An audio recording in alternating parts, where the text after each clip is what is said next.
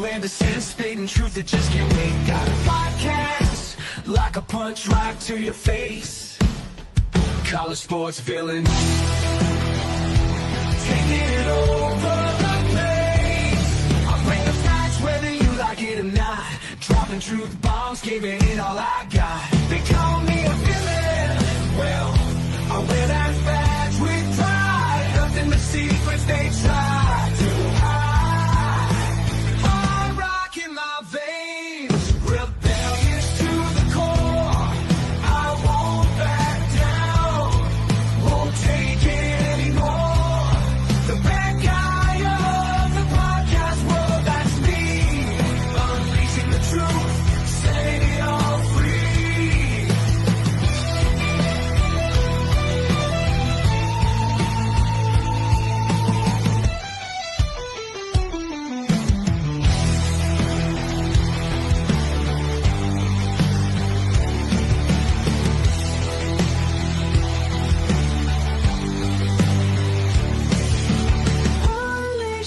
Nobody can stop me now.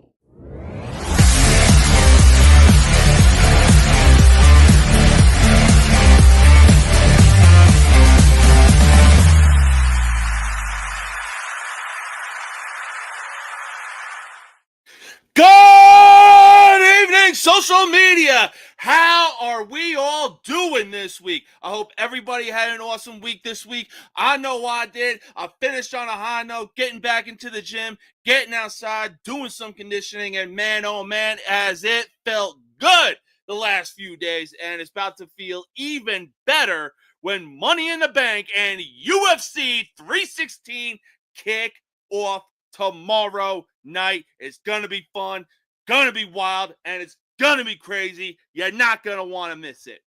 Now, as always, do not forget to click the link in the description of this video to check out all the social media platforms that I am on, and be sure to check out some of the other stuff that is on there as well. Whether you want some true victory apparel, whether you want to make sure that your information is secretly protected, that with the VPN service of NordVPN. They are the best in the game right now. You won't be sorry.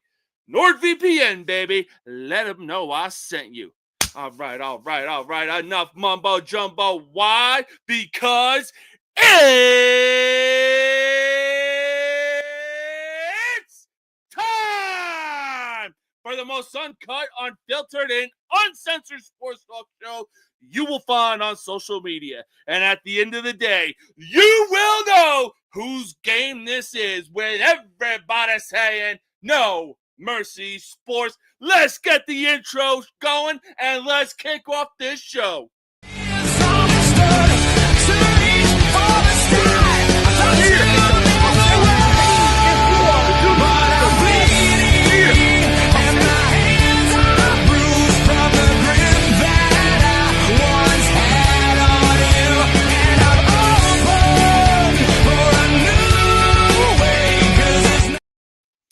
Let me talk to you. Why? Because, ladies and gentlemen, we are live. And man, oh man, am I glad that baseball season is here. But I'll tell you one thing, I'll be even happier when college football and the NFL season are officially here in just a few short months.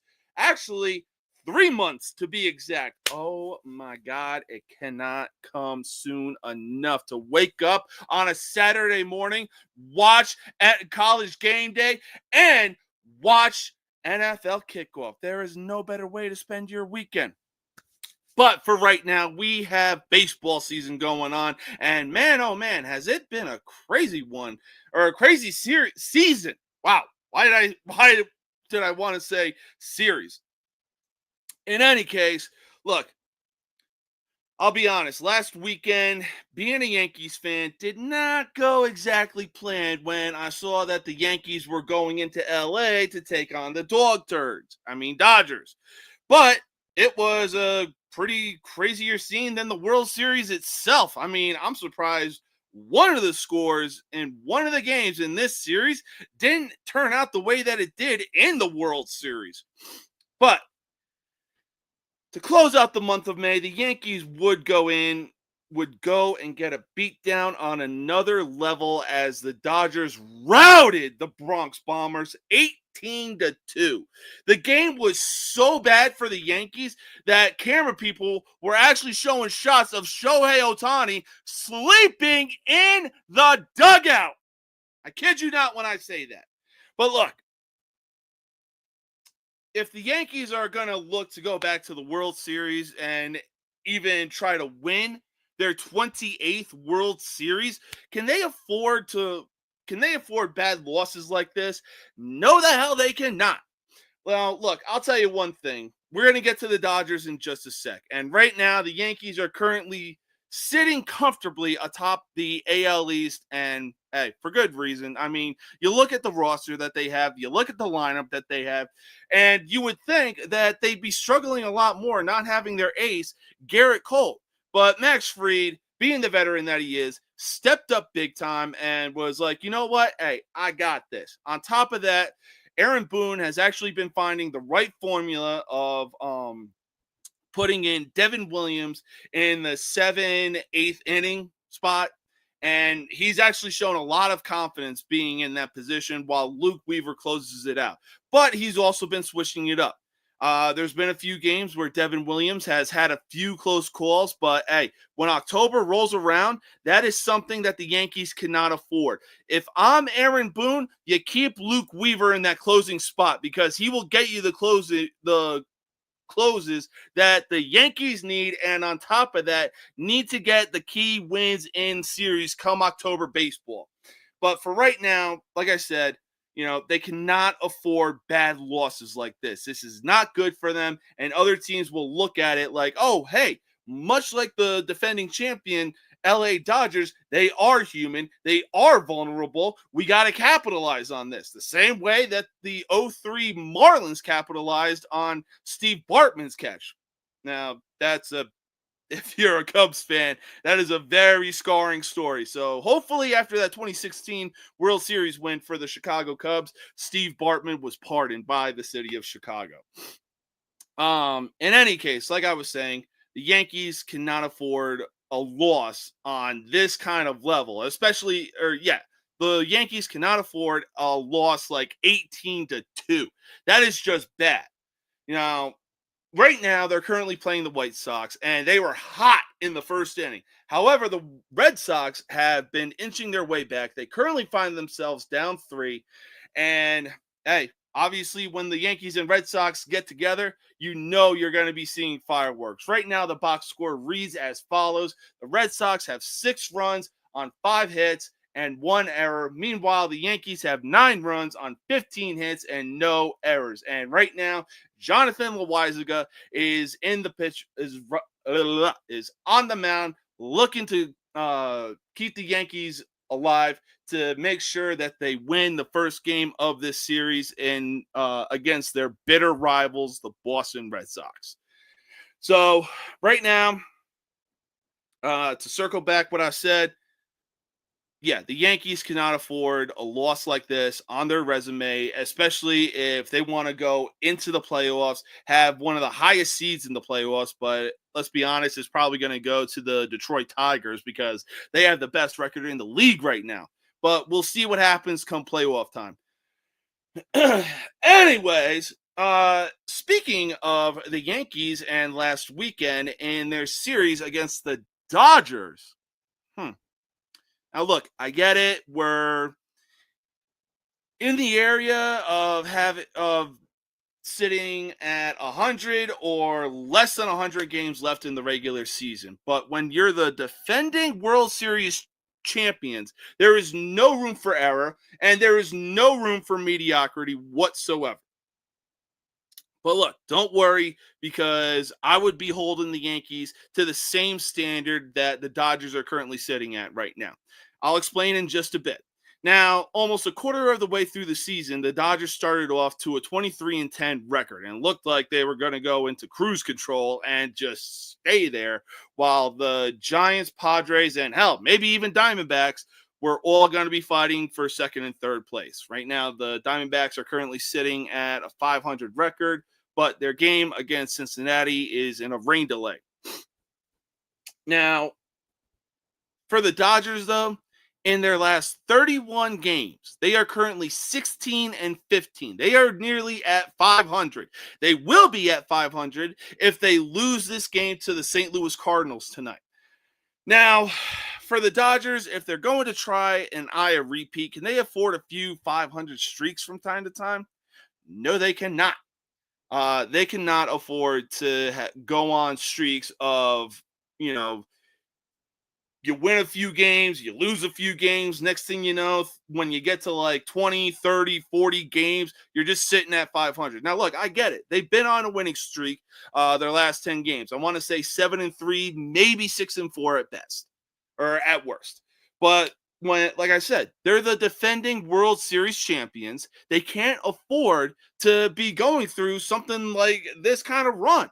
You're the champs. You're supposed to be on cruise control right now. You have the second face of the MLB being Shohei Ohtani on your team. You got one of the best first basemen in the league being Freddie Freeman. You got two of the best pitchers.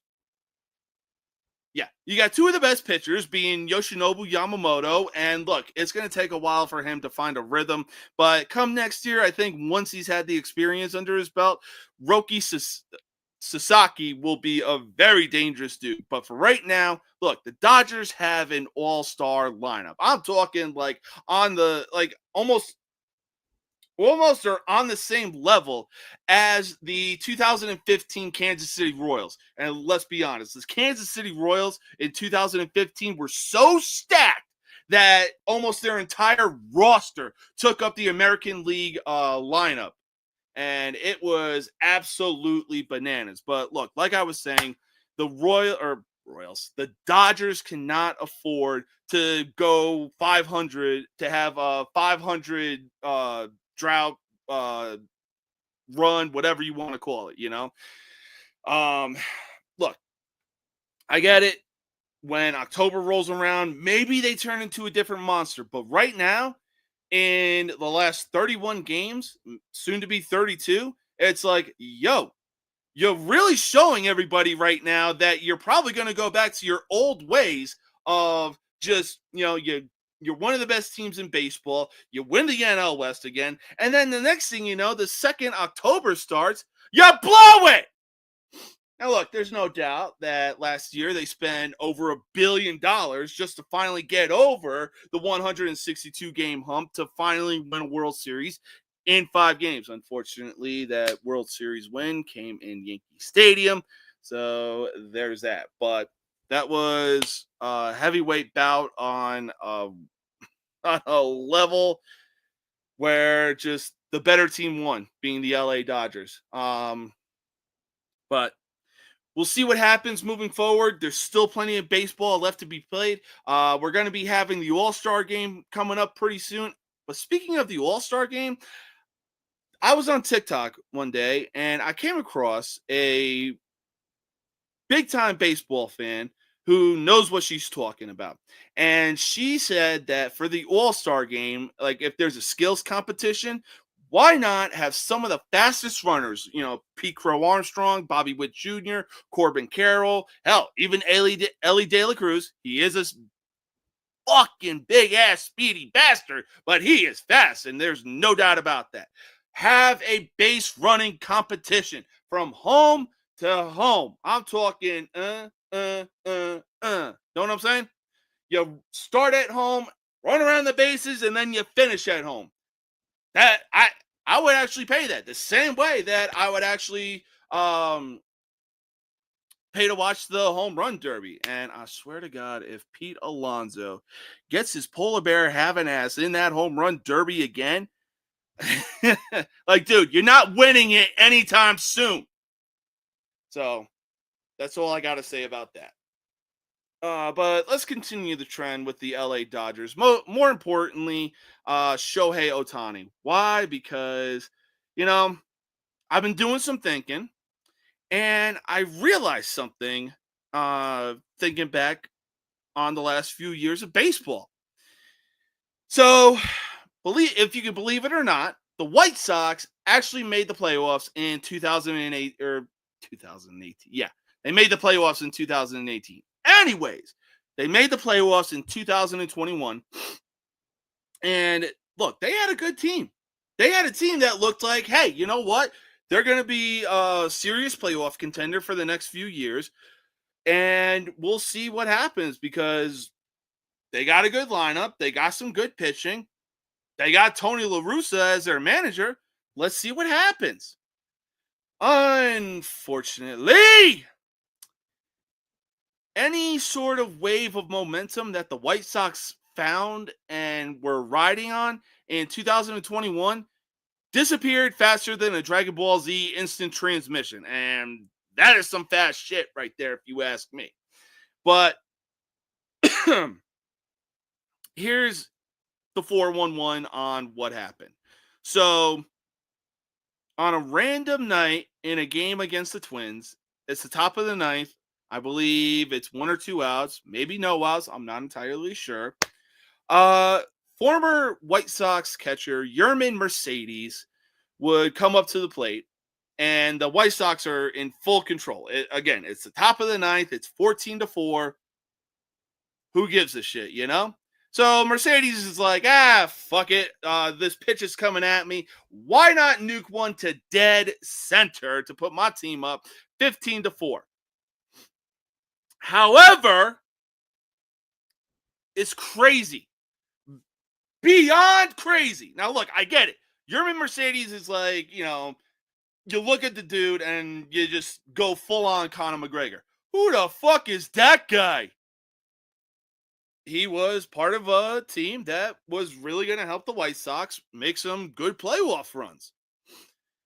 But it's crazy how things happen and even change for that matter. Because let's fast forward to last year. The Dodgers are visiting Miami, and Shohei Ohtani is on the verge of becoming the first person in a 50 home run, 50 stolen base club. Now, I guess that's a good feat to be a part of. About a few years ago, maybe 2023, baseball analysts and fans were celebrating Ronald Acuna Jr. for joining the 40-70 club. 40 home runs, 70 stolen bases. But anyways, now, in this game last year between the Dodgers and Marlins, again, Shohei Ohtani is on the verge of closing in on history, becoming the first guy to make the 50-50 club. So, in that game, he would go 6 for 6, getting his 50th home run and his 50th stolen base. However, let's fast forward to the top of the ninth.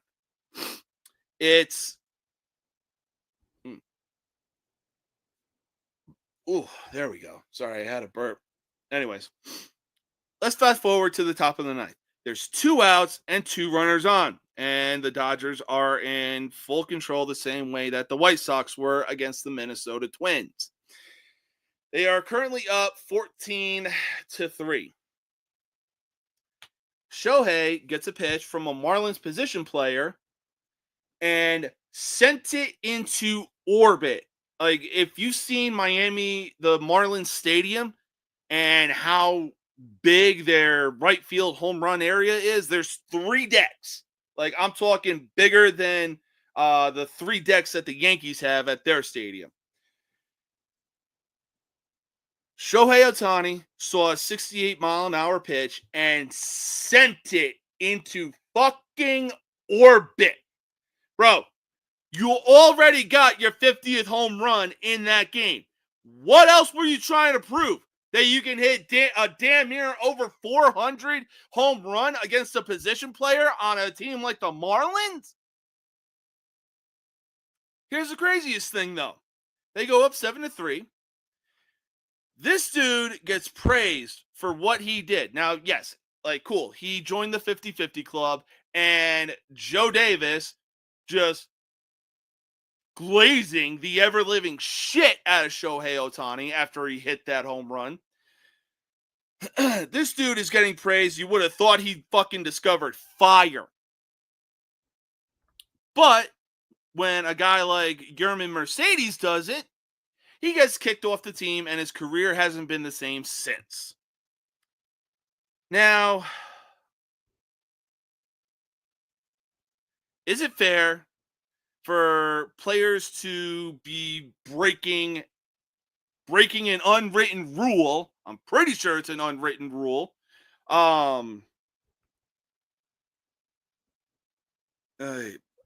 Anyways, is it fair for a guy like Yermin Mercedes to get kicked off the team for breaking an unwritten rule? Meanwhile, Shohei Ohtani is getting praised for what he did for breaking an unwritten rule, but again, got praised for it. It's like double standard much? Like this dude was already under investigation for gambling, but his translator took the fall. Now he's got a new translator. And look, like I said, he's one of the two faces of baseball right now.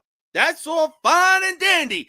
What a freaking doll. Let's hop around with the fuck around gang. The LA Dodgers. Good for them.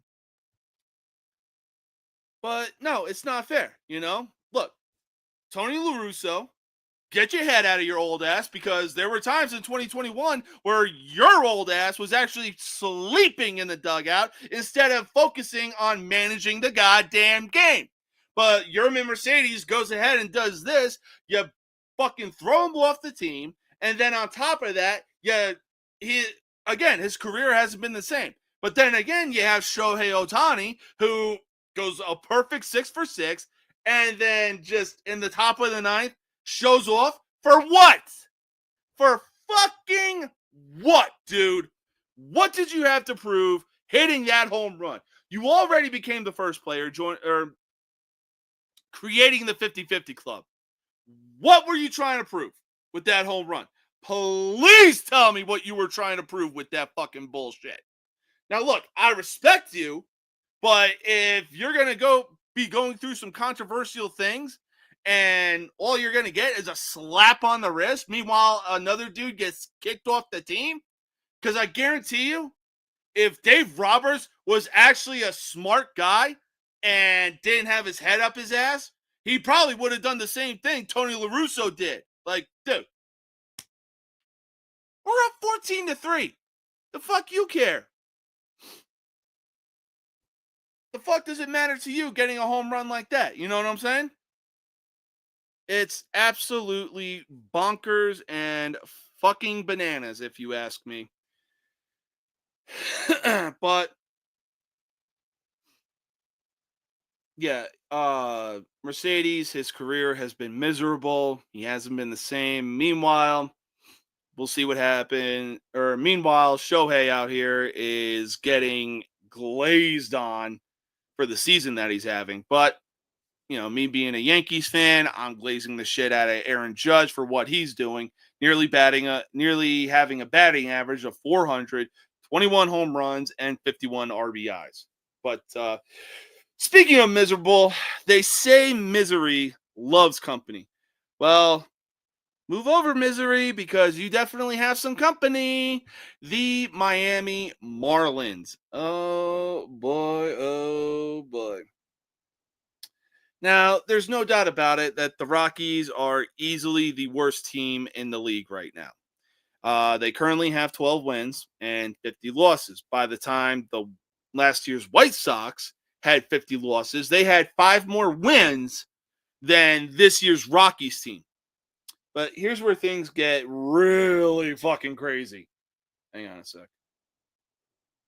Anyways, here's where things get really fucking crazy. All right. Bear with me on this. So, the Rockies visit South Beach, and you would think, because they have 9 wins. I kid you not when I say that. They had 9 wins going into this series and 50 losses. So you would think the Miami Marlins have an easy chance to get a sweep on the Rockies, or at least take the series 2-1. That's all fine and dandy. You think that's going to happen, right? You know, take the series or get a sweep. Nah. The Rockies swept the Miami Marlins.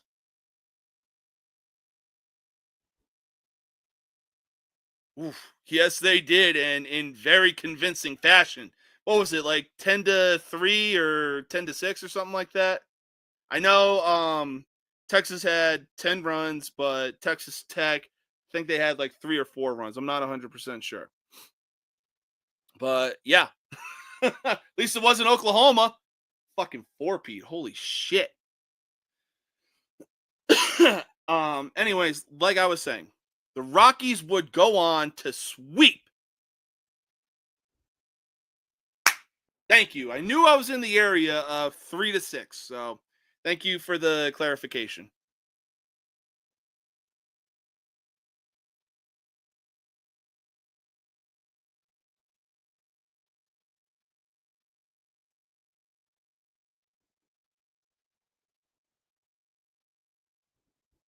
All right, cool. So, final score of the Women's College World Series was 10-4 in favor of Texas. Big time facts, dog. Big time facts. Look, my wife watches the Women's College World Series and she cannot stand Oklahoma. She hates them the same way that during Nick Saban's run as Alabama's head coach, I hated Alabama. Whew! That was how dominant Oklahoma was. God damn. But yeah, like I was saying, Marlins get swept by the Rockies, and it is absolutely crazy to think about this. For the Miami Marlins, in the last 15 years, some kid out of California by the name of Mike Stanton, who you know now as Giancarlo Stanton, would be part of the Marlins team. Cool. They got a guy that they can build around. You know, had an MVP season in, I want to say, 2015. 2014, maybe 2017, or no, he didn't have a MVP. So yeah, he had an MVP season in 2015. He had 59 home runs, and this dude, I kid you not, has not been a part of the Marlins for the last 8 years. He still sits atop the Marlins all-time home run single season home run hitter. He hasn't been a part of the Marlins for the last 8 years and still holds the home run record for the Marlins. We're going to go more in depth with the Marlins in just a bit, but for right now, we got somebody waiting backstage, and here he is. I'm a bad guy, the one you love to hate. Andrew Anderson, spitting truth that just can't wait. Got a podcast like a punch right to your face. College sports villain. Taking it over the place. I bring the facts whether you like it or not. Dropping truth bombs, giving it all I got. They call me a villain. Well, I wear that badge with pride. Nothing but secrets they try to hide. I'm rocking my veins, rebellious to the core. I won't back down, won't take it anymore. The bad guy of the podcast world, that's me. Unleashing the truth, setting it all free.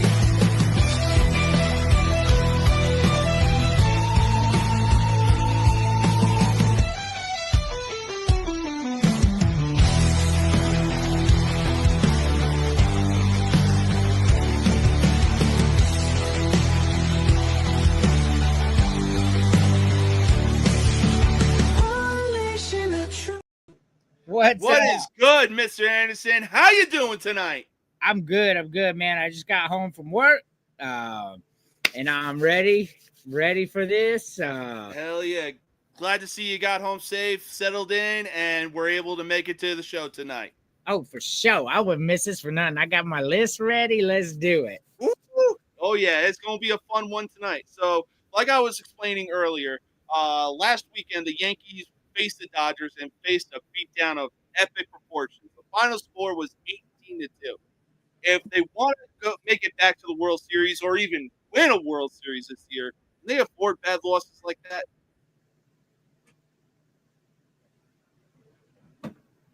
You cut out right at the end. Oh, so they got beat down 18-2.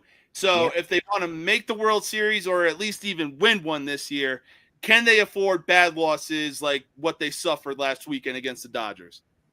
Yeah, for sure. This is baseball. Sometimes it's going to happen. Sometimes, like what's great about baseball is sometimes the pitchers are just not on, and you could go and have a bad game and give up 14 runs, and then the next few games you could give up 3 or less every single one. That's why pitching is so important. Look at the Braves. When Chris Sale's out there, they win. When he's not, they lose every single time. Pitching matters. So That it does. the Braves, but yeah, no, they for sure are going to be fine. Yeah. All right, that's a fair point. Right. Speaking of the Dodgers, though, over the last 31 games after a 23-10 start, they are currently 16-15. Again, in their last 31 games, and they are the defending champs. Can they, like much like the Yankees, can they afford runs like this? Well, when you have as much talent as the Dodgers, yes. Baseball is gonna be streaky, right? Yeah. It's gonna happen. Even after their bad streak, they're still in first. That's true. Yeah, I mean, right now, we got the Padres, Giants, and hey, even Diamondbacks fighting for the second and third spot. Yep, Diamondbacks are 6.5 back, Giants are 3, and San Diego's 2. It's gonna be a fun division. Oh yeah. No, it's definitely one of the best divisions in baseball right now. So we'll see how the magic unfolds. I can't. Oh, yeah. But we got one more person backstage. He is the Hat King, and he has returned tonight with a special hat that he said he was going to show us. Let's see what that hat is. Oh! Love it! I love it. Love it! What's going on, guys? Not much, man. How's your night going? No, not too bad. Running a lot of errands, but gotta make a little road trip tomorrow, breaking the new ride. Oh, hell yeah. What'd you get? 25 Expedition. Ooh, nice. Very nice. I know who's got the money. Hey, that's what happens when you got that 100% disability. What's up, Arthur?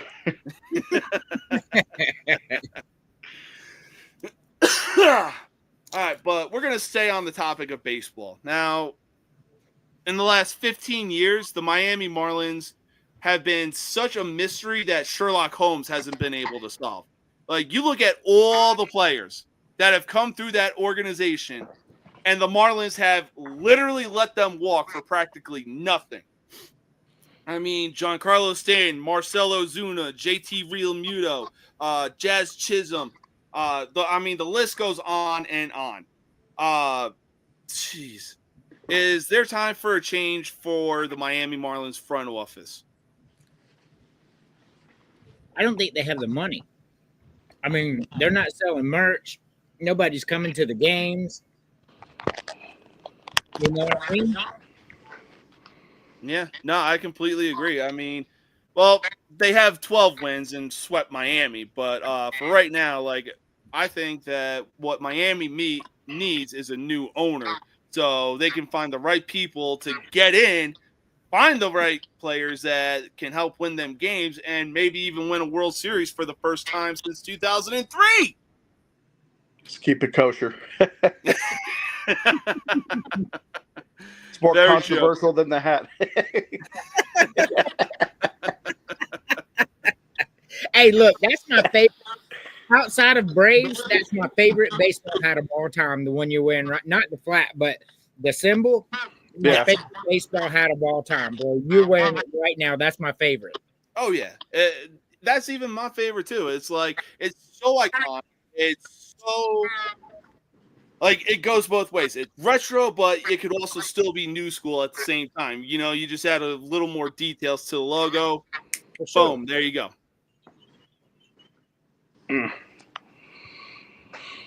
But for right now, we're gonna take our first commercial break. We'll be right back, and we got some really good subjects to talk about before we get into the final three.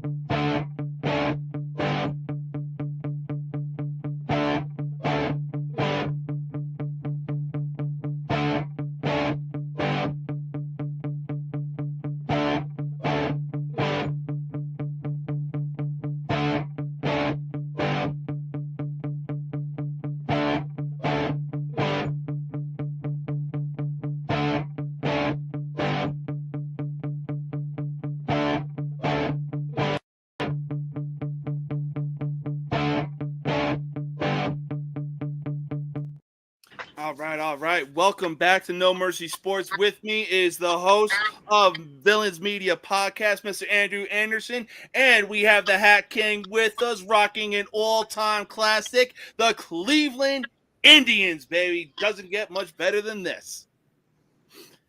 All right. Now, over the course of the four major sports, hockey, football, baseball, and basketball, it's one thing to win the championship, but sometimes it's so nice, you got to do it twice. In the NHL, most recently, the Lightning have been the team that repeated. Right now, we're on the verge of seeing the Florida Panthers get the repeat. In the NFL, we've seen the Chiefs repeat, although they shouldn't have after the mediocre season they had 2 years ago. But that's neither here nor there. What's crazy, though, is that for baseball and basketball, it's been a while since we've seen some teams get the repeat. Last time was the Yankees in their 90s dominance run. And last time for basketball was the Golden State Warriors. Now, each sport has their own valid argument of like, hey, we're the toughest sport to repeat in. But when it's all said and done, which sport is actually the toughest to repeat get a championship and repeat? MLS. Well, I mean, right now it's basketball. Like basketball hasn't had a repeat champion in what 9-10 years now. Yeah. That's really crazy. As much as NBA is boring, they have created parity, which is good. They just don't know how to use that parity to their advantage. They really don't. I mean, Nope. like you said, it's been a while. And on top of that, the last few years we've seen a different champion.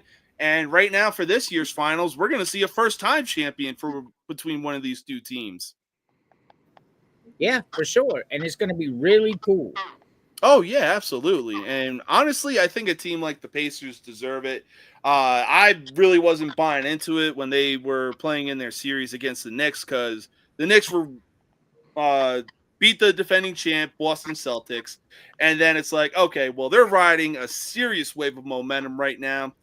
Honestly, maybe in 6 games against the Pacers. That wasn't the case. I told you, though, the Pacers were hot. Oh, yeah. And they pulled an insane comeback. And then what's really crazy is in game 1, the Thunder had a lead for 49 minutes, 59.7 seconds. Yep. And then Tyrese Halliburton was like, I bet, watch this. Here's the thing. The reason that the Pacers are so successful is because they're clutch, bro. They never give up. They have balls of steel, ice in their veins, and they go out and they do work. That's what makes them so dangerous. Yeah, they got a really good squad right now. Tyrese Halliburton is the face. Neesmith, he's doing his own thing. Obi Toppin has been a different person since he left New York because that dude's playing with ice in his veins right now. Won't this be the first time, too, that it'll be actual first-time winner? Because I know the Pacers won pre-merger, but I don't think they ever won a finals post-merger, correct? Yes, that is correct. And OKC, this is their second stint of going to the finals. Yeah, it's their second stint since 2012 when they had the baby Thunder. Well, they used to be the Supersonics. Oh, God, yeah. They need to bring back the Supersonics. Mm-hmm. How did they cheat the Nuggets? You lost. I don't know, man. I'm not a Denver fan. Yeah, I'm glad I'm not a Denver fan. Like, I talked to one of my buddies who lives out in Colorado. He was like, dude, you have no idea how hard it is being a Rockies fan out here. I'm like, yeah, I get the brown paper bag ready. Man.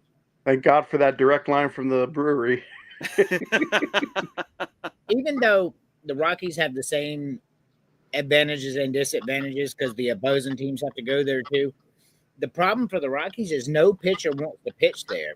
Ruin their career, ruin their ERA, ruin their WAR. Nobody wants to go. Yeah. I mean, look what happened to Chris Bryant when he went there. He hasn't been the same since. No, at all. Like, he's dealing with a back injury right now. I believe he's on like a 60-day IL.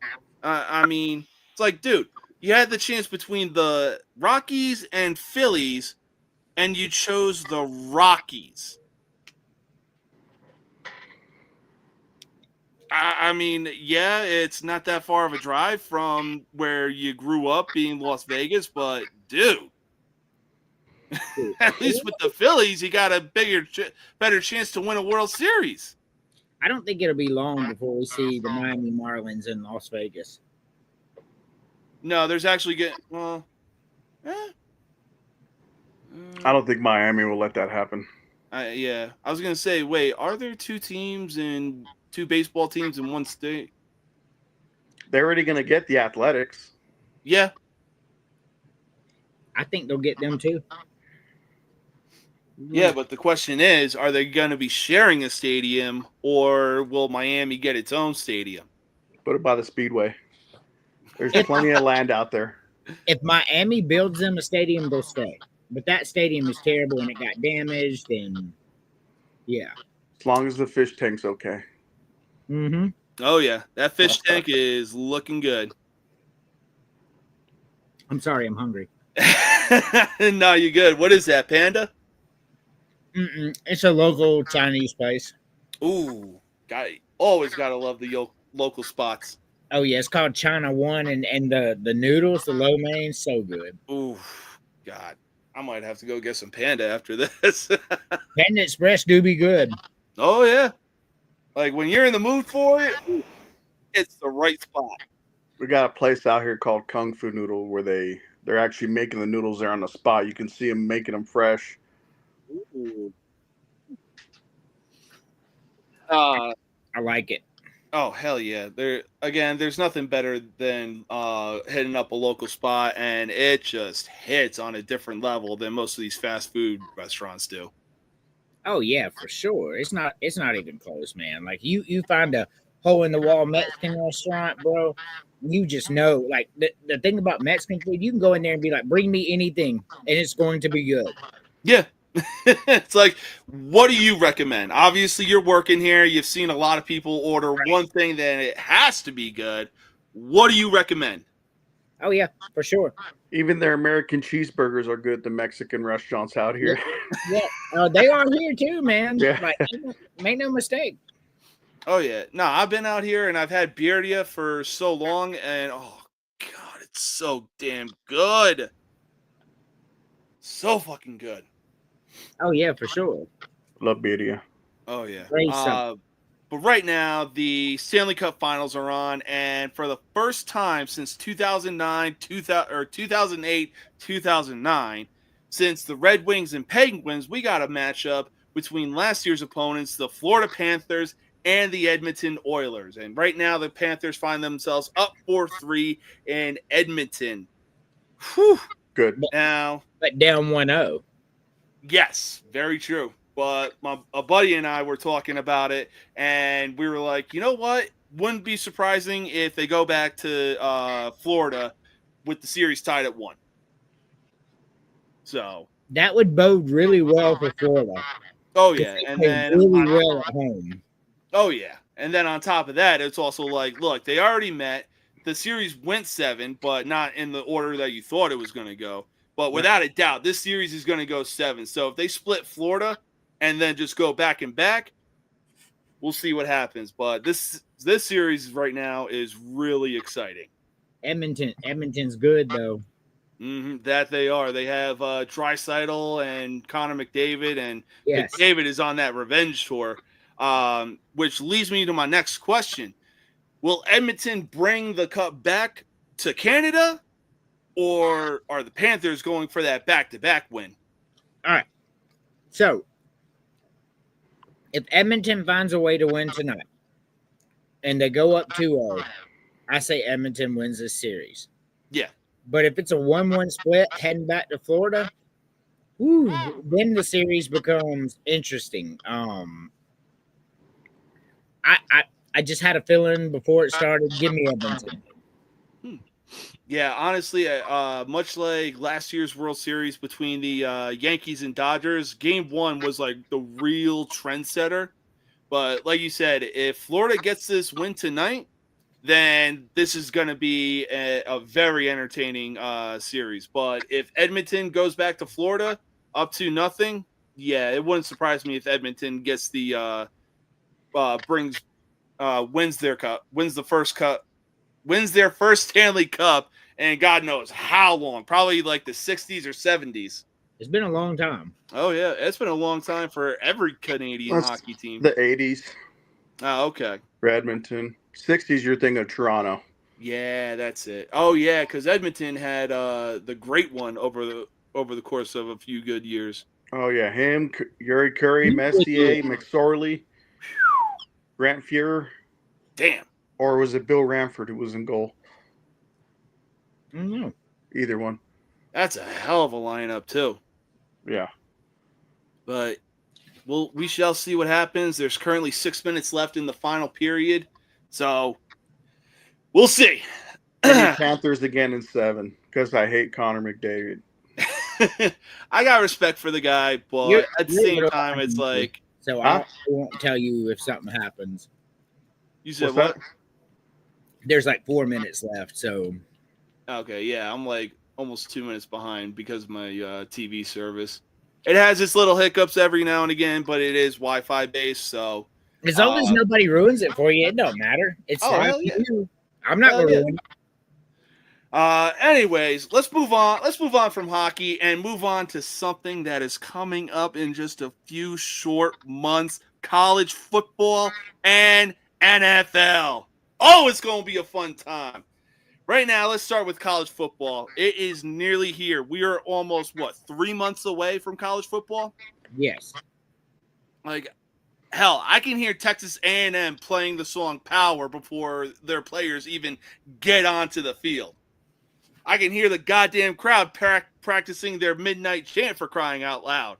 I could hear Vandy Chris complaining about a safety that should have been called. Man, And talk about it the rest of the season, how that's the reason why they didn't win the SEC. You should have been in the chat earlier, man. Him and Brandon were going at it. Oh, yeah. Oh, I was just like, okay, that's none of my business if it ain't me. it's fun to watch, though. I mean, it's just Chris still saying the same thing. A 12-0 Air Force team should be over 11-1 Georgia team because competition doesn't matter, only if you win. Yeah, at one point he was like, competition does matter. If competition does matter, then Vanderbilt should be in the college football playoffs every year. Well, it's kind of hard to be in the college football playoffs. 5-7 record, 4-8, 2-10, fucking 6-6. So just saying. You said what? He for sure did say that.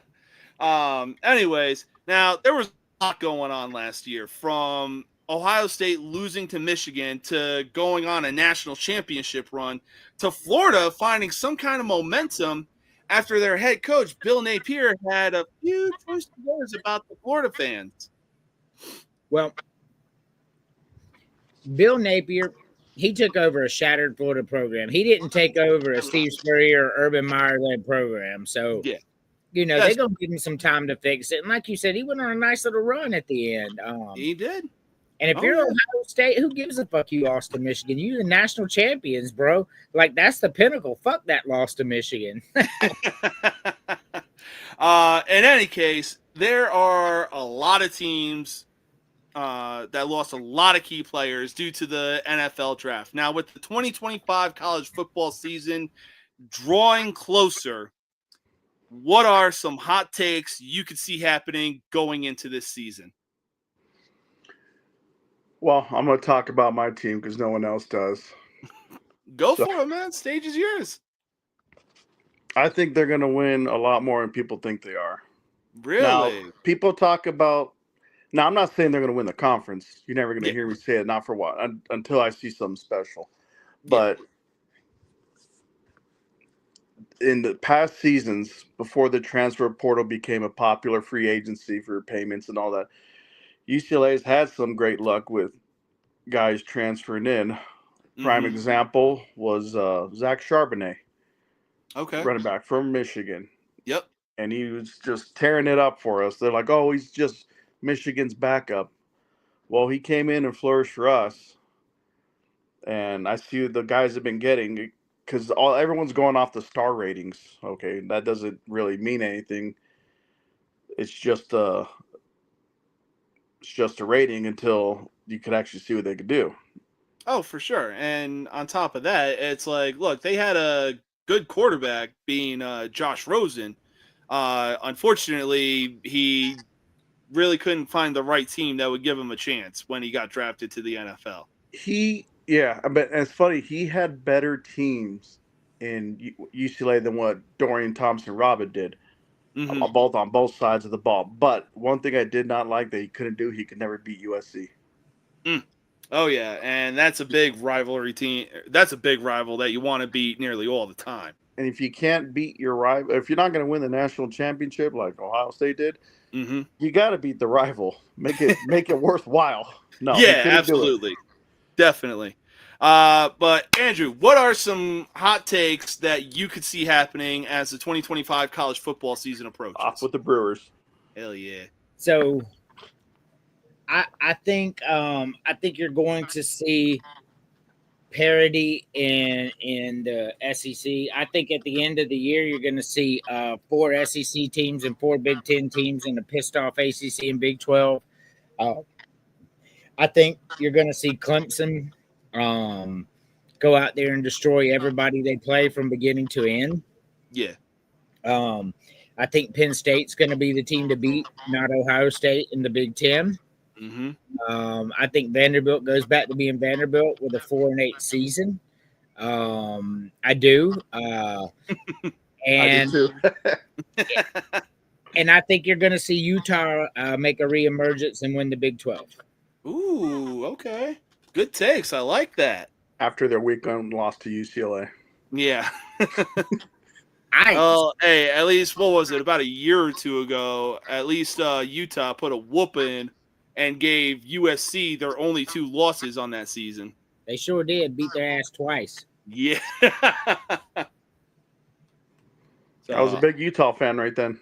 Oh, yeah, same. I was like, oh, hell yeah, let's get this fucking win, Utah. Okay, not in that good convincing fashion. Like, damn.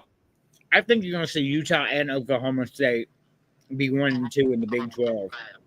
They had down years last year, but Mike Gundy and Kyle Whittingham are some of the best coaches ever. It won't stay down long. That's true. Yeah, some of these conferences are going to be really entertaining to watch. So, man. I do have another prediction, though, too. Go for it. I think Colorado's going to drop back almost to where they were before Dion got there. Oh, absolutely. I mean, no, I don't think they go 1-11. I said almost, so they can go 2-10. I mean, I was gonna say like maybe what is it? Maybe 4-8 like they did in Dion's first year, or even 6-6. The Big 12 Vandies. I think they'll be 6-6 as well. Yeah, 4-8 at worst for Colorado going into this year. But yeah, I don't see like 1-11 or 2-10 anytime soon. I'm gonna pull up their schedule. Oh, hell yeah! I want to see. This thing takes forever. Because he lost all his boys and he lost Hunter. Oh yeah. By the way, the Browns have signed Dylan Gabriel. Ooh, really? Yeah. Didn't they sign Shador as well to a rookie contract? I don't know if it was finalized or because I just saw the article the other day of how much money he lost because of how far he skidded down the draft board. Oh, yeah. I'm looking at their schedule. They start the year with Georgia Tech. I think they lose that game. Yeah, I was going to say, I think Georgia Tech gets the win in that. Haynes King really showed like what he can do. Yep. Then they have really beat Georgia. They'll win Delaware. They'll beat Houston. They'll beat Wyoming. They'll beat BYU. BYU's going to be bad. Yeah.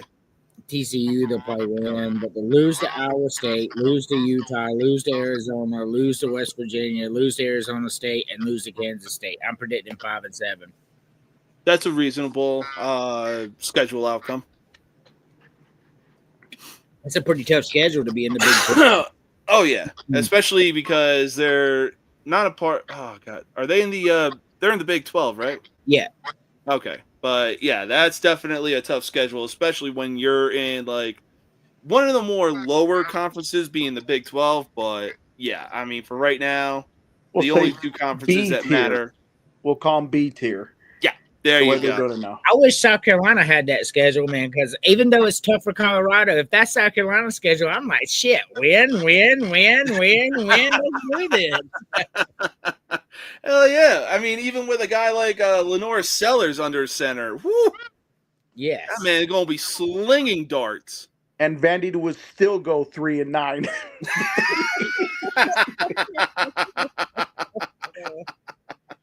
That is awesome. Oh my god!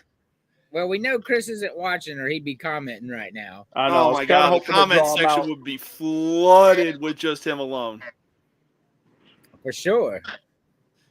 Oh, man. But much like college football, the NFL is underway. And the good news is Joy Taylor can now calm her flotation devices. Hint, hint. As Aaron Rodgers is now a part of the Pittsburgh Steelers. And on top of that, he said that he would be flying out to Pittsburgh to participate, love the hat, by the way, in mandatory minicamp. But seriously, with Joy Taylor literally complaining about Rodgers not being at OTAs when he wasn't even part of the team in the first place is crazy work. But does Rodgers, with the addition of Rodgers, does he actually do anything for the Steelers going into this season? Oh, yeah, for sure, man. All right, so look, you got Aaron Rodgers, right? They eked out 9 wins last year, right? Yeah. With a washed up quarterback and somebody who hasn't been developed properly. Yeah. Aaron Rodgers and Mike Tomlin, that's a lethal combination. I could see Steelers making the playoffs this year. I could too. But at the same time, it's also like, look, Rodgers, he's got a big ego that it's like, dude, you need a serious reality check. Like, you need to go back to the 2010 Aaron Rodgers that won a Super Bowl and was like, fuck it, what do I have to lose? That's probably what started the ego in the first place. Nah, look, dude, this guy is eating mushrooms in the off season. Yeah, that's true. So I mean, I don't think it's ego. I just think he's crazy. Yeah. I mean, he's eating mushrooms in the off season. He's going on the Pat McAfee show during the regular season and practically spends full time there. But even with two crash out guys being Rodgers and DK Metcalf on that team, somehow, some way, Mike Tomlin is going to find a winning record in that. I don't know how the hell he's going to do it, but he's going to find it. Mm-hmm. That's the crazy thing, though. Tampa should trade Rashad White to the Steelers for some picks. I think you see him win 10, 11 games. Yeah, I could see that. As a wild card? Yeah, wild card for sure. They're not going to overtake the Ravens. Oh, Yeah. hell no. The Ravens, right now, the top of the AFC is going to be determined between the Chiefs, Bills, and Ravens. Yeah, for sure. And then it's just everybody else. Mm-hmm. So we'll see what happens. But with WWE Money in the Bank closing in tomorrow, it's only fair that we do a top 5 list of WWE. We're going to take our final commercial break, and we will be right back. I'm a bad guy, the one you love to hate. Andrew Anderson, spitting truth that just can't wait. Got a podcast, like a punch right to your face. College sports villain, taking it over the place. I bring the facts whether you like it or not. Dropping truth bombs, giving it all I got. They call me a villain. Well, I wear that badge with pride. Nothing but secrets they try to hide. I'm rocking my veins, rebellious to the core. I won't back down, won't take it anymore. The bad guy of the podcast world, that's me. Unleashing the truth, setting it all free.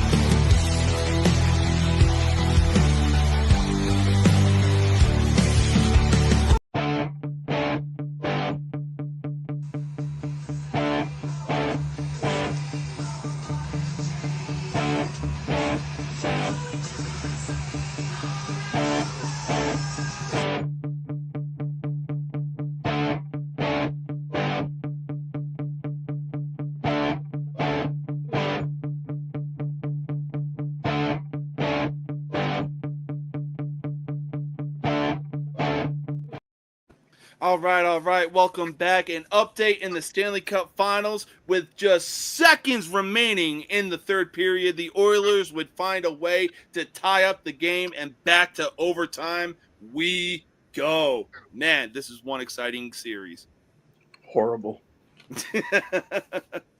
I mean, Oilers' offense has just been too overpowering, especially because they had an empty net with 30 seconds left in the game. So, absolutely mayhem in Edmonton. There we go.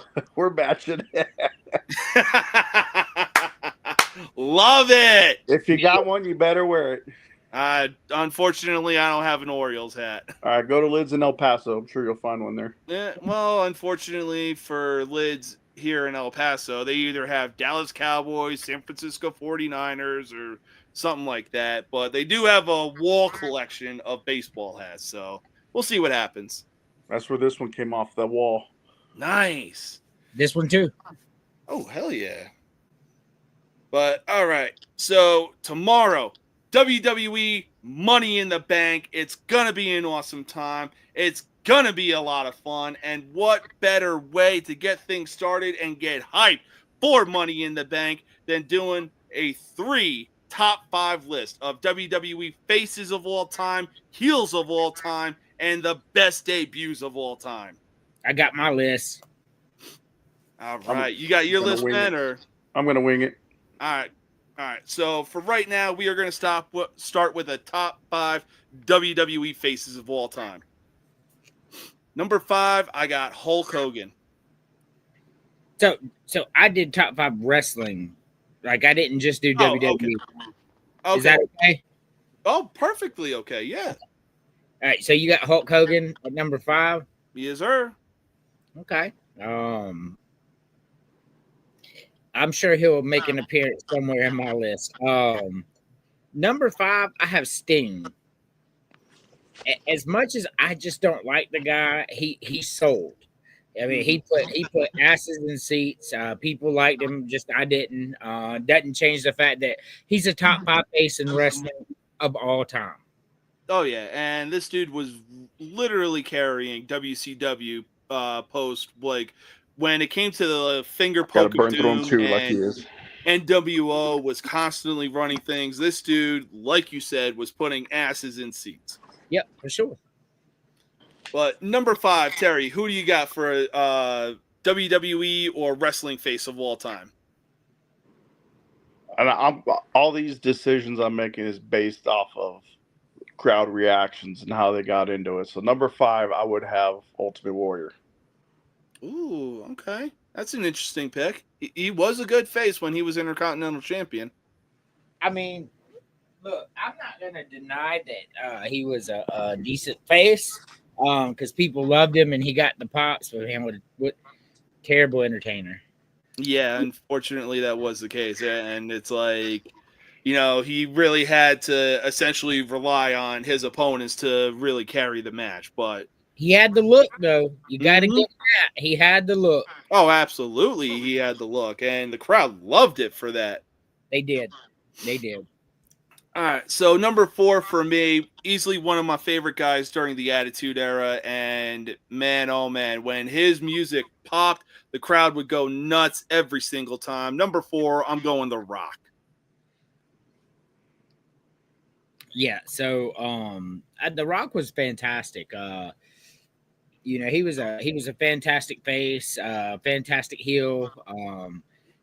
Everything The Rock did was pretty good. So no crazy talk there. Not for me. Yeah. Number 4 for me is DDP because during that NWO run, he was the people loved him more than Sting. People don't like to admit that, but they did. When he came out, those pops, and he put up the diamond cutter, that place went fucking nuts every time. DDP deserves to be on this list. Number 4, DDP. Oh, yeah. I'll agree with you 100% on that. I mean, this dude was within shouting distance of Sting for getting an insane pop. Yeah, I mean, I think he got a better pop than Sting personally, but that may be my bias. Yeah, no bias here. Number 4, Terry. Number 4, I'm going to have to go the excellence of execution. Mm. That's pretty self-explanatory there. What? You're talking to a Shawn Michaels fan here. Oh, But don't worry, there's still time for the heel list. oh yeah.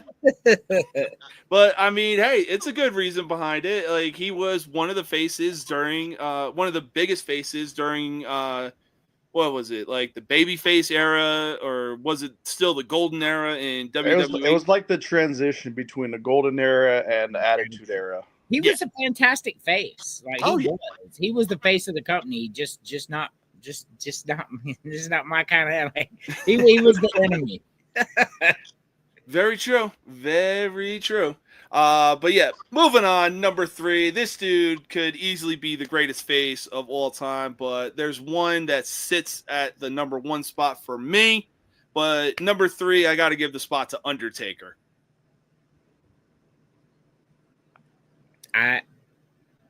I think he's a top 5 wrestler of all time, but like, when was he a face though? Like under like a Dead Man era, like Dead Man Incorporated, like when he was on the motorcycle and all that. When he was when he was American Badass and Dead Man Incorporated, yeah, he was definitely a face.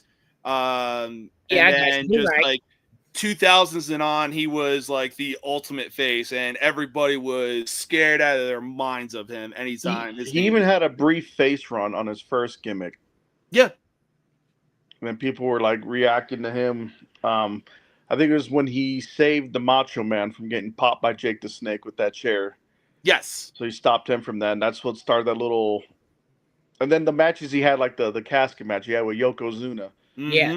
He was the big face in that company. Yeah. Oh yeah, and man, whoo, talk about chilling comebacks too.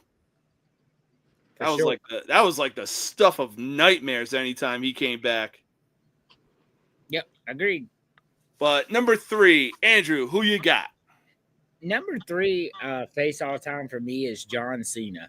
Mm-hmm. I mean, this guy, like 17 titles. People, when he would come in, those pops would be for real. Like they loved him some John Cena. And he was a face for like 17 years. Mm-hmm. And he was the face of the company at the same time. So not having John Cena on this list would be crazy talk to me. That's fair. That is fair. I mean, yeah, like you said, this dude was carrying the company for like the entire time that he was WWE champion, and anytime he was losing the title, he was still carrying it. We also bared witness to one of the best rivalries of the 2000s between him and Edge, which was just so good. Yeah, that was a great rivalry. But number 3, Terry, who's your 3rd pick? This one I gotta go with. I'm gonna go with Hulkster, the number 3. Reasonable.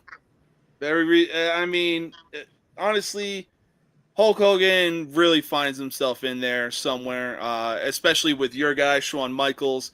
Whether he's face, heel, it doesn't matter. Sometimes no list is complete without Hulk Hogan. Face Shawn Michaels was cool, but oh yeah. But he wasn't heel Shawn Michaels. But continue on. Oh yeah.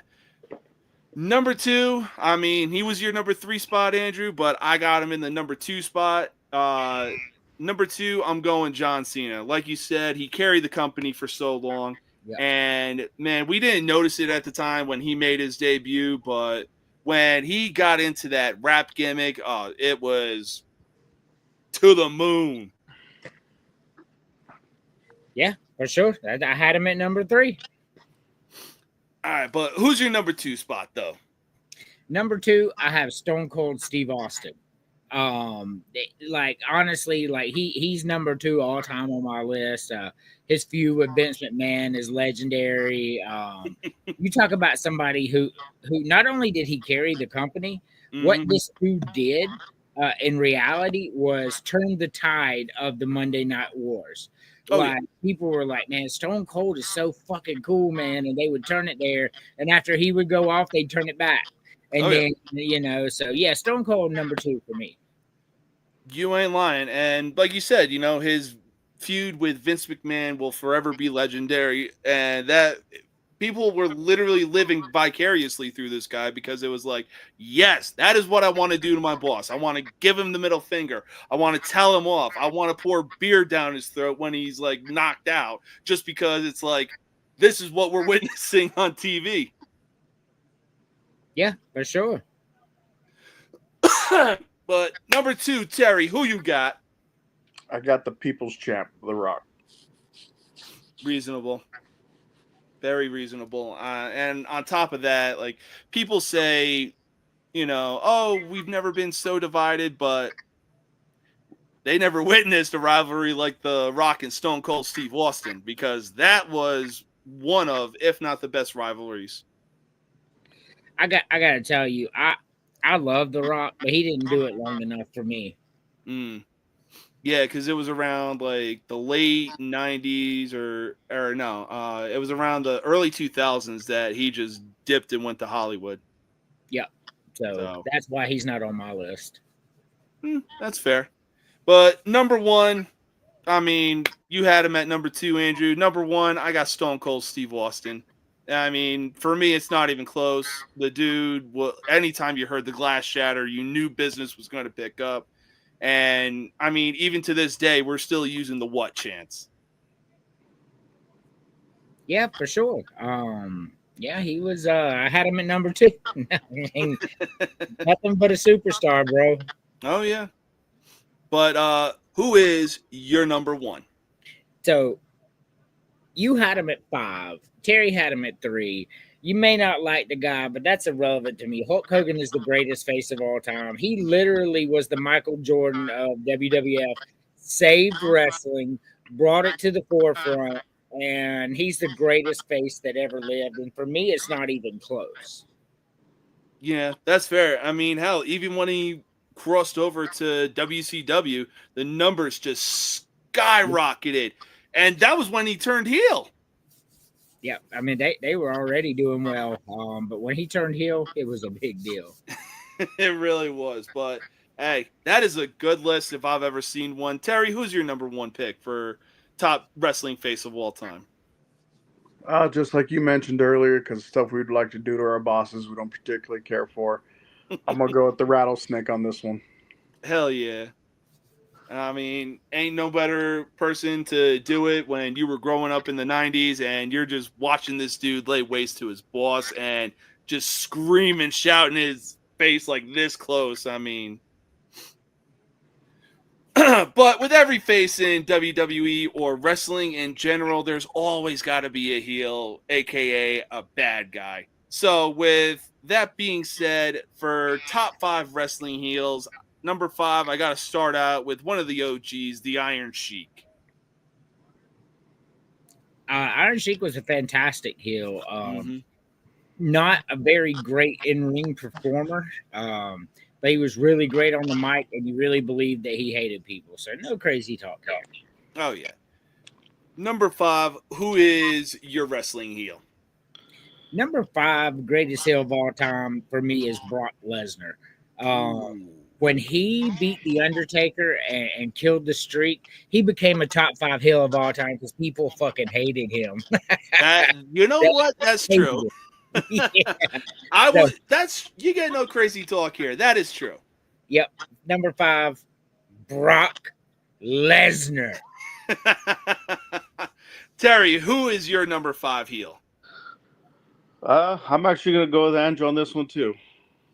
Yep. That's fair. Because I was kind of a toss up between him and I'm for this other guy. I was thinking of Roddy Piper, just because of how he got people to believe that he was selling it real good, and people thought it was real, especially when he hit Cyndi Lauper with the picture. But just the sheer monstrosity and just who he was going after without hesitation, and then just striking that fear into people, then pissing them off at the same time. I would have to go Brock Lesnar number 5. Yeah. Oh, sure. yeah. I mean, even his heel runs when he was during his rivalry with Kurt Angle, like, people really hated this guy. Fantastic heel. Oh, absolutely. And he knew how to do it so well, too. Yeah, he did. All right, though. Number 4, this dude, for me, was just slept on as a heel, and he had one of the most underrated WWE championship runs in history, and he really doesn't get enough credit than he deserves. Number 4, I'm going John Bradshaw Layfield, a.k.a. JBL. So I agree with that. He's not in my top 5, but JBL was a fantastic heel, man. He in a time where there was a real lull in WWE, they put the title on him and he held it really well. And he was out there just clotheslining people from hell with his blonde hair and his own Fox News talking business. And I like that pick. Oh yeah, and then on top of that, like Raw already had their champion. So it was time for SmackDown to have a champion, and it was like, all right, who the fuck's going to step up? Yep, for sure. So, lo and behold, we got JBL, and the rest, as they say, is history. It's only because Triple H only wanted to work Tuesdays, or didn't want to work Tuesdays. Terry, who is your number 4?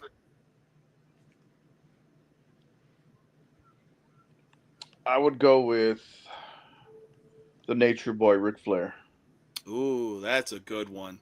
Whether it's WCW or WWF, WWE, whatever the case may be, and no matter how old he got, if he just turned on somebody, people would just hate him like they did back when they were younger. He was able to draw that out of the crowd. So, oh yeah, I mean they don't call him the dirtiest player in the game for no reason.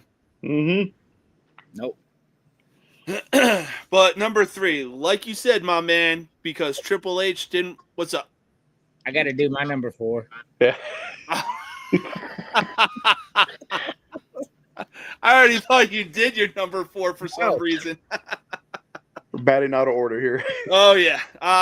Who's your number 4, my man? Number 4 for me is Vince McMahon. Ooh, okay. Vince McMahon was the ultimate heel. You talk about people hated somebody, boy, they fucking hated Vince McMahon, bro. And he wasn't even a wrestler; he was the owner, and he deserves to be on this list for me. Number 4, Vince McMahon. Yeah, you know what? He really does. No crazy talk on Vince. No crazy talk on Ric Flair. I mean, awesome. Number 3, like you said, dude, Triple H didn't want to work Tuesdays, but man, when he was a manager and turning on guys, you hated him to no end. And he's still doing that to this very day. Number 3, I got to go Paul Heyman. Yeah. Paul Heyman is a fantastic heel, always has been. Oh yeah. And on top of that, he's just so good on the mic, and he just knows how to work the crowd. And in my opinion, is pretty much the only guy I know that can make an entrance just by saying, ladies and gentlemen. Yeah, Vicky Guerrera could. Oh my God. Right before she's an honorable mention right there. Before you said that, I already heard her damn voice in my ear. Bro, she is a straight up honorable mention. Straight up. She's an honorable mention for me too. Fantastic. Excuse me. I love it. And she come out with that Karen hairdo. Yeah. Oh my God. Too good. But Andrew, who is your number 3? My number 3 is Triple H.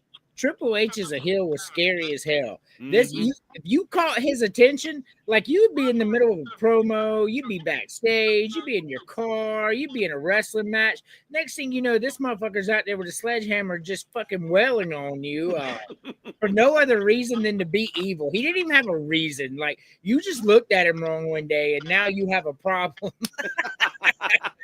Number 3 for me is definitely Triple H. You get no crazy talk here. I mean, even during his Reign of Terror run, like you said, you look at him the wrong way. It's like, bro, meet me in the ring. And then next thing you know, you're laying on the mat, bloody mess, just looking up at the ceiling thinking, what the fuck just happened? Yes. All I did was just look at him.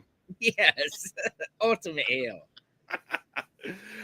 Terry, who's your number 3?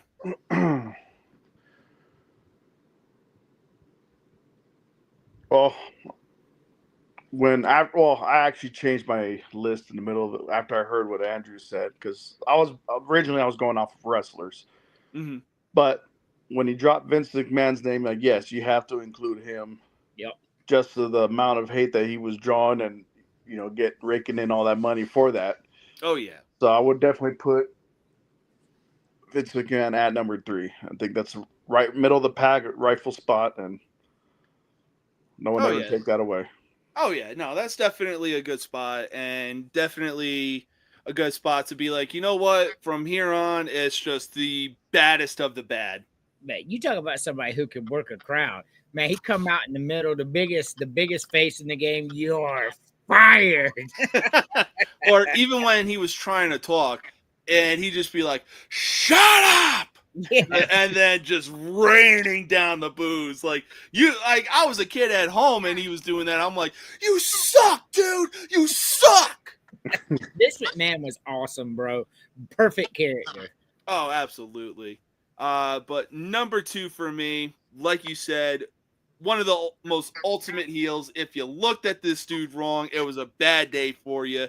Whether it was Reign of Terror run, Evolution run, the Attitude Era run, like this dude made sure that he was going to have a sledgehammer on standby and leave you in a bloody mess. Number 2, I'm going the Game, Triple H. Yeah, no crazy talk here. I had him at 3. Mm-hmm. All right, but who is your number 2, my man? Number 2 is special. The greatest entertainer of all time. The total package. Like, he had everything. And as a heel, almost unrivaled. I only have one person above him, and that's just because of the what he did. But number 2 for me, the Heartbreak Kid, Shawn. But yeah, when he was a heel, boy, you was getting fucked up. You know what? No crazy talk whatsoever. I mean, his heel turn was something that was like, what? Wait, we're in the age of Hulk Hogan, and this guy is doing this, slamming 3 people through windows? What? Yeah, that shit was bad. When Shawn Michaels did that to Marty Jannetty, his biggest fan was born that day, because I'm a kid. And I always liked the Rockers, but when he turned on him, I was like, yeah! I don't like Marty Jannetty. Thus was born the Heartbreak Kid. Yes, man. HBK number 2 all day long. You know what? That's perfectly reasonable. No crazy talk. He is your favorite wrestler, and yes, if he's on this kind of list, no crazy talk whatsoever. For sure. Terry, who is your number 2? So this one's for Andrew. And the reason for that is, just like you, I was also a fan of the Rockers. But at the time, since a kid just like you, like I said, I like Marty Jannetty better. So I was pretty pissed off. But I'd have to go with Shawn Michaels on this one. Yes. The perfect heel. Oh, yeah. I mean, yeah, Triple H and Shawn Michaels, when they were heels, God damn it, you hated to love them, but you loved to hate them. For sure. For sure. Like, that was literally Triple H and Shawn Michaels to the T. Yes, they deserve to be there. I love you. Oh, absolutely. Yeah, absolutely. But number 1 for me, I mean, he is the reason that WWE is in the place that it currently is in right now, or even why we had an Attitude Era, a Ruthless Aggression Era, some of the most vicious things that we have seen on a regular Monday Night Raw and Friday Night SmackDown. We were getting free pay-per-view matchups on a random Monday and Friday night. But, man, no matter what, people hated this guy to the very fiber, no matter what he was doing. Number 1, for me, no matter what, it's going to be Vince McMahon. Yeah, he made all our top 5 lists, and he fucking deserved to be there. Oh yeah, it's like Hulk Hogan. No list is complete. Like whether it's face or heel, if you have guys like Hulk Hogan and Vince McMahon in there. For sure. All right, but who is your number one? So, my number one was also my number one face, Hulk Hogan. He was the ultimate bad guy and the ultimate good guy. This is why Hulk Hogan's the GOAT. Not my favorite guy, but he's the GOAT. Like, as a heel, like as much as you hated Vince McMahon, if you watched WCW back in those days, like I did, like people hate, like when he fucking dropped that leg on Macho Man, public enemy number one, bro. Oh, even the commentators were shocked, like, oh my God, is he the third guy? Yes. And it was like, he did in the NWO run, spray painting people's backs with NWO. Yeah, the ultimate heel is Hulk Hogan. Oh, absolutely. No crazy talk here on that whatsoever. And that was what essentially skyrocketed WCW past WWE in the ratings, and thus the Monday Night Wars were born. Yes.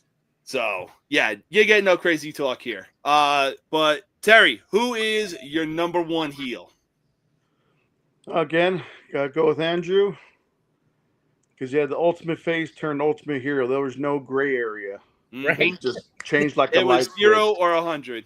Yes. And you could say with him doing that, it forced WWF at the time to create the Attitude Era. They were on the verge of it, but then this, like, oh crap, Hogan turned heel.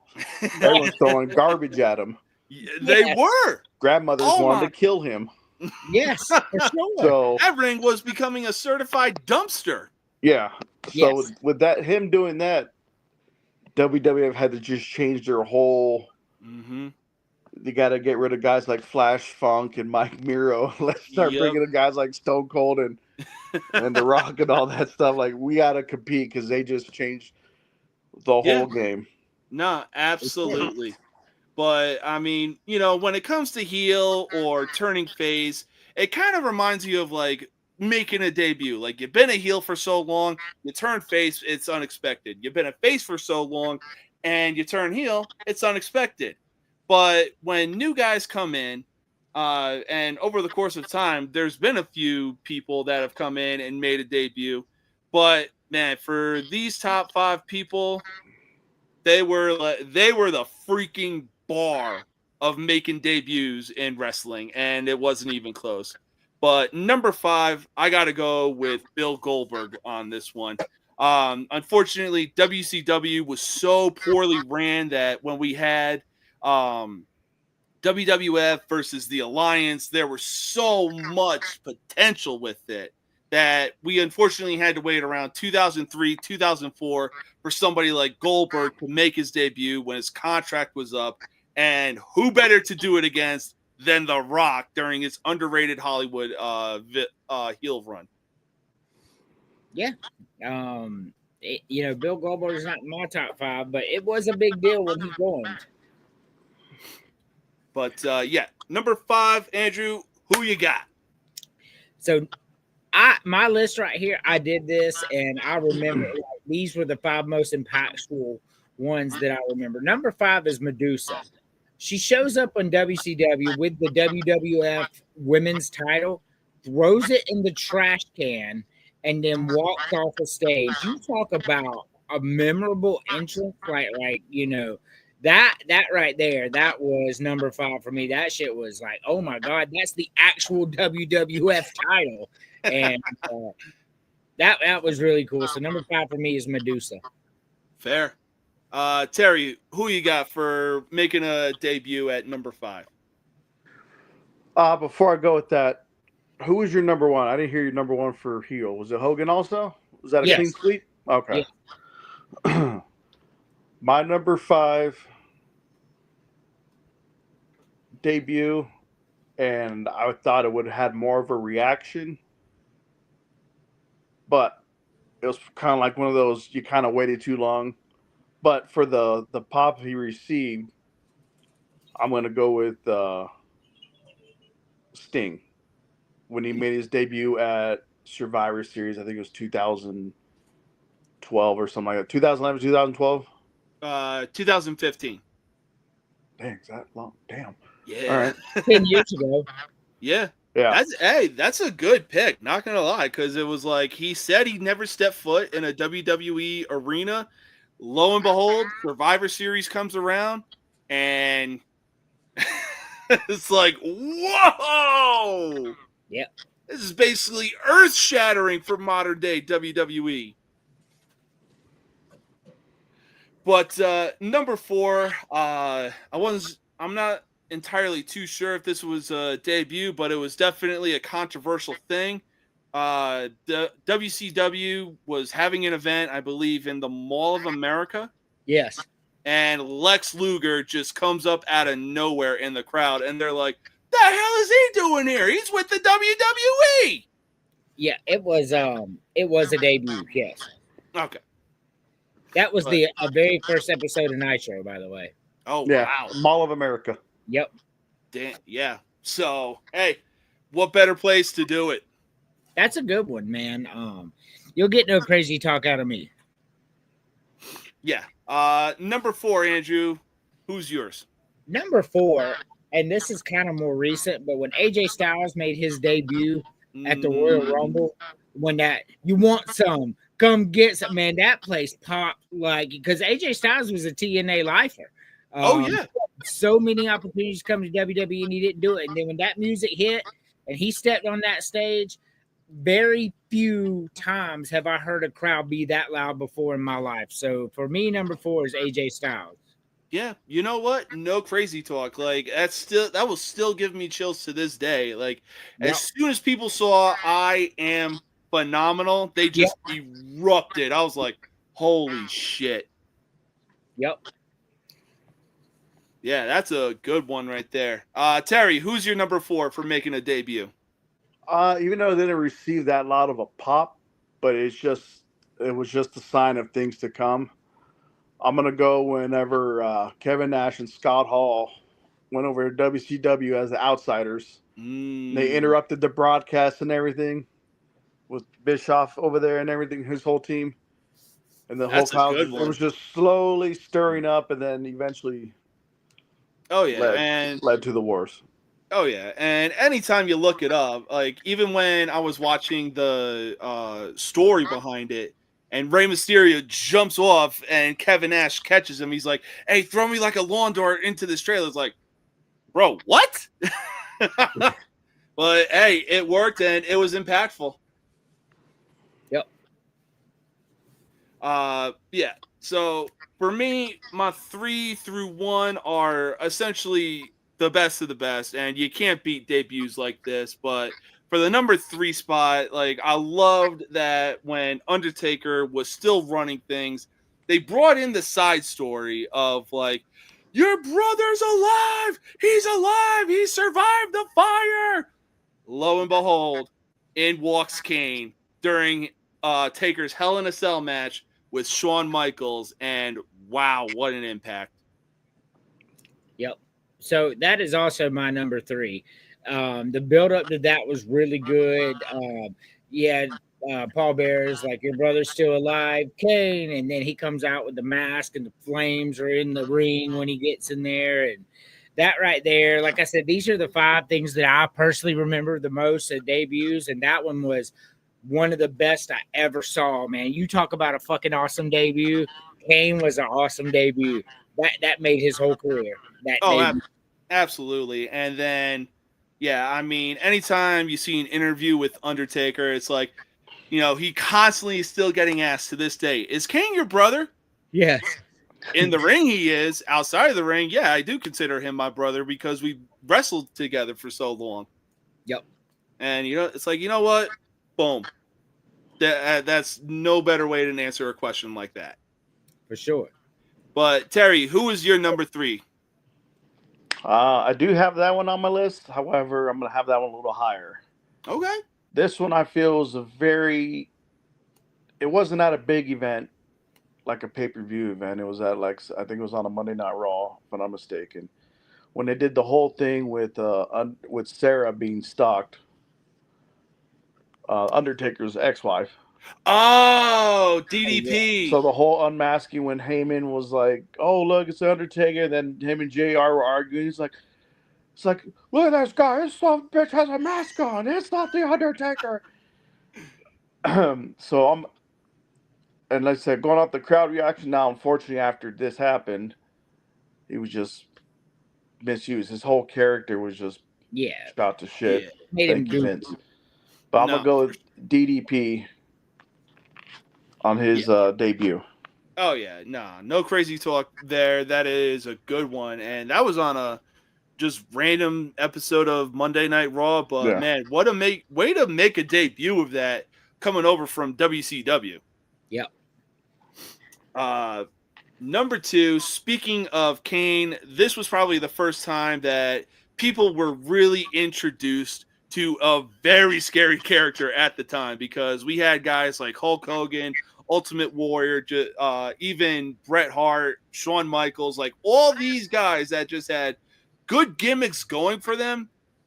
In walks in The Undertaker, Survivor Series 1990. Just classic hat, trench coat on. You're hearing like organ play, and it's like, holy shit. And it goes out with Dude Love. Yeah. that didn't make sense to me. It didn't make sense, but man, what a debut. Yeah. Andrew, who's your number 2? So number 2 was definitely when Scott Hall made his debut in WCW. So that was so impactful because people were like, "Oh my god!" And then it was the whole WWF is invading WCW, and he come on there and he's behind Eric Bischoff after he shows up. He's sitting in the front. It's like, man, that debut for Scott Hall in WCW changed the game. It led to the Hogan heel turn, and that debut was just hard to beat. Oh yeah. Yeah. No, honestly though, I think I got one debut that could top that. But for right now, So do I. for right now, Terry, who's your number 2 for making a debut? Well, you guys already mentioned it, but I'm gonna go with the debut of Kane in the whole "Your brother's still alive" storyline. Yes. Yeah. You talk about just a freaky character. I mean, I always liked the pipe organs. Mm-hmm. Yeah. The little slow, and then all of a sudden, boom, here comes the explosion. Then just for him to rip off the gate like nothing. Oh yeah. And then to use Undertaker's own move against him in the middle of the match. Yep. Like the ultimate sign of disrespect. And then Shawn Michaels wins that, despite the fact that Taker was like, I beat this dude down like he owed me money in that match. Yeah. Hey, a reasonable spot for a guy like Kane. Yeah, no crazy talk whatsoever. But number 1, this is a debut that really set the bar of making debuts, because WWE was still running at the time during the Attitude Era, and Vince was like, well, you know what? WCW is sort of going downhill. They got some good wrestlers that could really make an impact over here. So why not? Why not bring in one of the guys that could probably stand toe-to-toe with The Rock on the mic, not to mention deliver a good rivalry as well. And man, when you saw that countdown to the millennium with The Rock in the ring and the roar of the crowd when the word Jericho popped up on the Titantron, whoo! That was setting the bar right there for making a debut. So when they set this up for months, so months ahead of time, they started a counter. And they're like, what the hell was that? You know? And so this is my number 1 as well. So when Jericho popped out of there and he's backwards like this and then break the walls down. I mean, like he turned around and him and Rock gave the best back and forth. That was the greatest debut there ever was. Oh, and yeah. It's not even close, to be honest with you. Like that was the way they did it months after months after months. Perfect debut. Oh, yeah. The perfect build-up and then the perfect introduction for it. Number 1. Chef's kiss. Yep. Yeah. Terry, who is your number one for making a debut? You might say crazy talk, Andrew. Oh boy. 1, 2. But no, I'm just playing. I agree. It's Y2J. How's it going in that first half? Not gonna lie. Because like the whole build up, and then I actually remember watching that episode like Me too. like live in person, like, and then I saw the name pop up, and I was like, first thing that popped in my head, I'm like, wow, he was kind of like they used him as a mid carder. It seemed like in WCW, always with the cruiserweight picture thing. Yeah, and the cruiserweight division in WCW was insanely stacked. It was a lot better than some of the main card matches. Let's just Yes. put it that way. Yeah. But yeah, that Y2J intro, you're going after the top guy in the company at the time. You're going And after one of the people's best champ. on the microphone too. Yeah, like I said, go toe to toe with The Rock. Of course, they always had to give Rock more lines because you can't make him look like. Yep. You can't make him look like the lesser of the two. Yeah. Even though I think Jericho is a lot better if you give him just a free mic compared to The Rock. Mm-hmm. Jericho, I love The Rock, but Jericho is good in all three facets. Jericho's elite in all three facets. His intro, his in-ring work, and his mic work is really unrivaled by anybody. He could do anything in the ring anybody else could do and better. He could be on the mic and be better. His intro, no matter how it was, is just fucking epic. Jericho's a top 5 all-time guy. Like, it doesn't matter what modifications he made to his intro. If you still saw the 5, 4, 3, 2, 1, and then heard break the walls down, it was like, oh, fucking A. How can I compete with that? Yep. Oh, man. No matter what kind of gimmick he did, too. Mm-hmm. Yep. Like, even currently or whatever, he's able to own the role and draw people to it, to either make him really love it or really hate it. Yeah. Either way, it's very well received. Oh yeah, and I mean there's been times where he's shown some real true professionalism, whether he's a face or a heel. A prime example would be when he was facing Neville in the ring, and Neville injured his ankle, so he wanted to finish it ASAP so he could get some help. But Charles Robinson didn't know what was going on. So he was like, fuck it, I'm going to get myself disqualified. Pushes the ref, and he's like, he's hurt! And then it was like, dude, man, like, whether you're a face or you're a heel, most of the time you're going to be a heel, but true props to showing some professionalism. Be like, no, we got to cut this match short. He is hurt. I am not fighting this match if he's hurt. Right. Yeah, he really broke his ankle, right? Mm-hmm. Yes. So, but... man, great list, guys, and be sure to tune in for Money in the Bank tomorrow. It's going to be awesome. The men's and women's are going to be a lot of fun to watch. I believe we got a tag team matchup of John Cena and that dumbass YouTuber Logan Paul versus Jey Uso and Cody Rhodes. Real quick, though, and we each can't repeat each other's answers, just come up with one for like a dynamic return that someone had been gone a while, whether it's injury or just years away from another brand or whatever. Who would you pick? What was the question? A return, let's say, to any. In this case, it seems like the more epic returns always happen in WWE or WWF. So if you could pick one and you can't repeat anyone's answers, who would you pick? Is this all time or current wrestlers not in WWE? What's that? Is this of all time or current wrestlers not in WWE? It could be all time. But like I was saying, it seemed like the biggest returns always happen at WWE or WWF.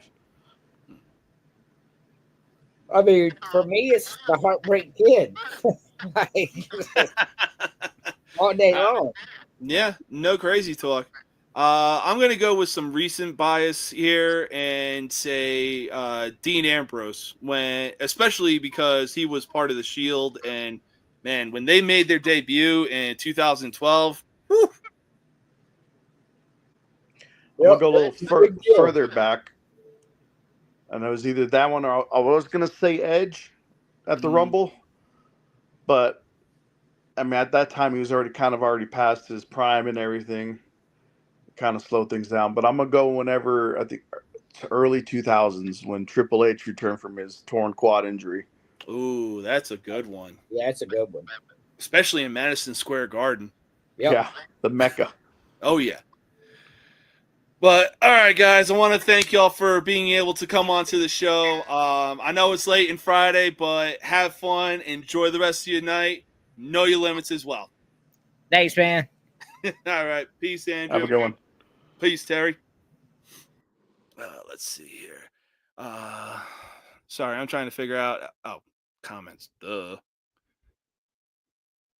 All right, so that wraps up another episode of No Mercy Sports. Like I said in the beginning, going to be doing a live stream of WWE's Money in the Bank, and then immediately after following WWE Money in the Bank is also a live stream of UFC 316. Now, unlike last time when it was WWE Backlash, I believe. Yeah, Backlash.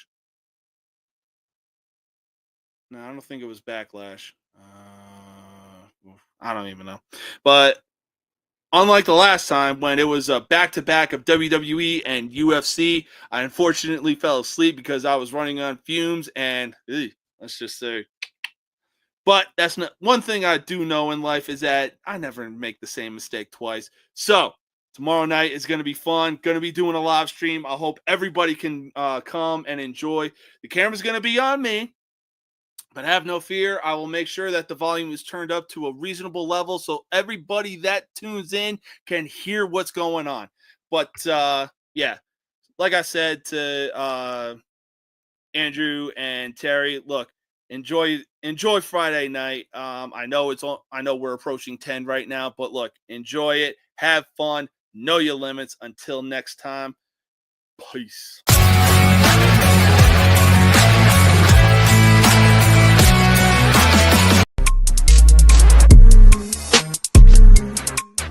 This